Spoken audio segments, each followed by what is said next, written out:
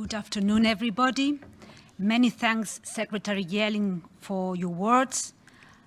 I think your comment about being the first U.S. Treasurer attending a COP speaks for the historic times that we are facing today. I am Azucena Arbeleche, Minister of Finance of Uruguay, and I am delighted to chair this panel on structural shifts needed to mobilize more private finance. We are facing a global climate emergency that demands immediate action and long-term solutions. There is no room for small fixes and incremental solutions.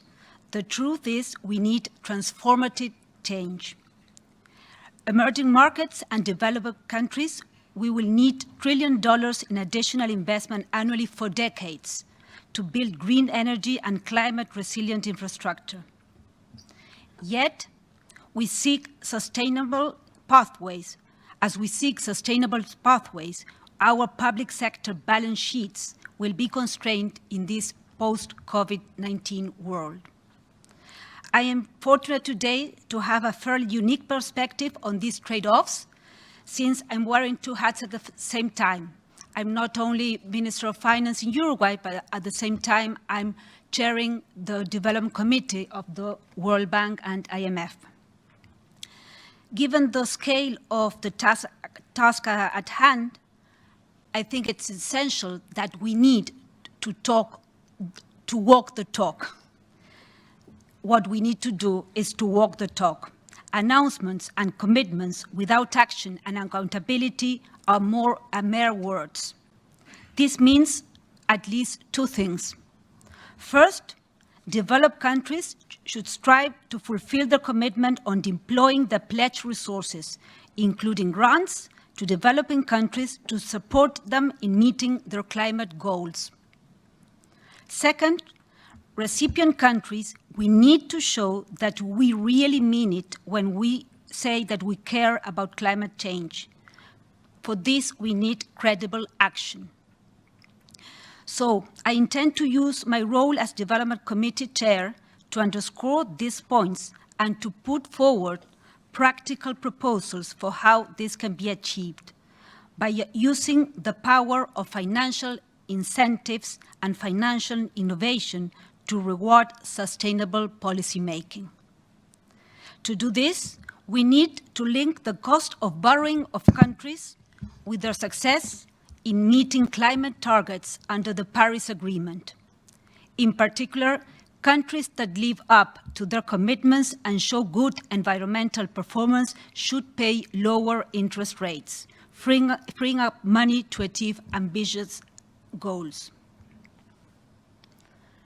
To develop this idea, the government of Uruguay is pioneering work on designing a sovereign sustainability-linked bond that will explicitly incorporate forward-looking environmental commitments based on our nationally determined contributions under the Paris Agreement. At the same time, as part of the agenda of the Development Committee, I will put forward the mainstreaming of NDCs into multilateral loans, and to differentiate lending conditions based on countries' contribution to global public goods and Paris alignment. Commitment needs to be demonstrated, and environmental integrity needs to be rewarded. So, after this introduction, let me introduce my panelists. We have heard some fascinating perspectives and new initiatives on mobilizing the capital needed in the first half of this event, predominantly from donor countries and private sector organizations. So now is the opportunity to hear from recipient countries and the multilateral development banks on the structural shifts needed across both public and multilateral institutions. So without further ado, it gives me enormous pleasure to welcome our distinguished panel. So starting from the left, Mr. Danny Alexander, Vice President of the Asian Infrastructure Investment Bank. Then my colleague, Minister of Finance of Jamaica, Mr. Nigel Clark.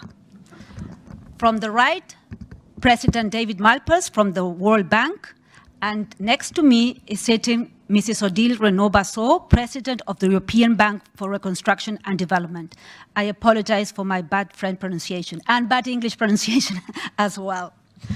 So let's begin, Minister, asking you, what is your vision for mobilized climate finance in Jamaica and your wider region? And what support do you need from MDBs and other actors to deliver this?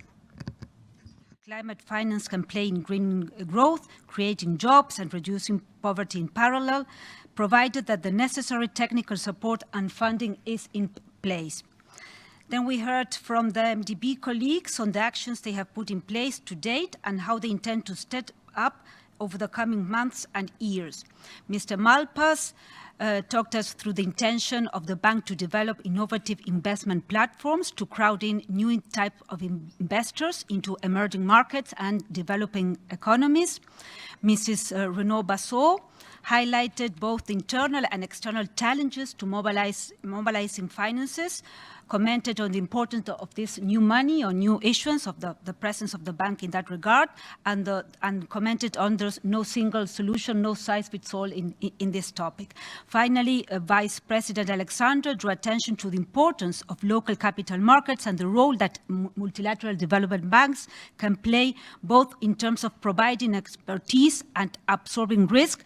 And I think you said that it's important to look investor as a whole, and the issuer, I would add, as a whole. It's important to see the whole areas that the issuer has and the whole areas that the investor has, and not only one perspective.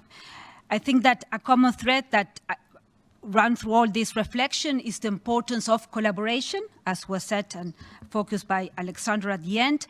And we heard some very interesting examples of this collaboration, but clearly more is needed if we want to meet our collective goals. In the first panel this afternoon, we heard from the private sector that there is capital ready to flow. Developing countries and emerging markets now need support in accessing this. Multilateral development banks have traditionally focused on lending and are already taking action to deliver against a range of priorities, including the mobilization of finance.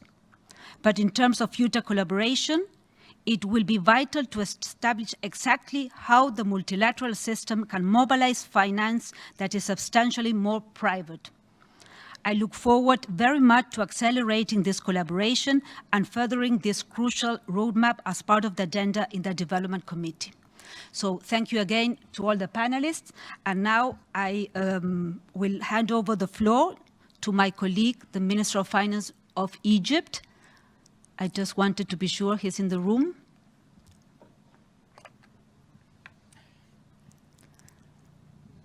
No, so thank you very much, everybody, and we are finished the panel at this point. I don't know if anybody wants to make any final remarks.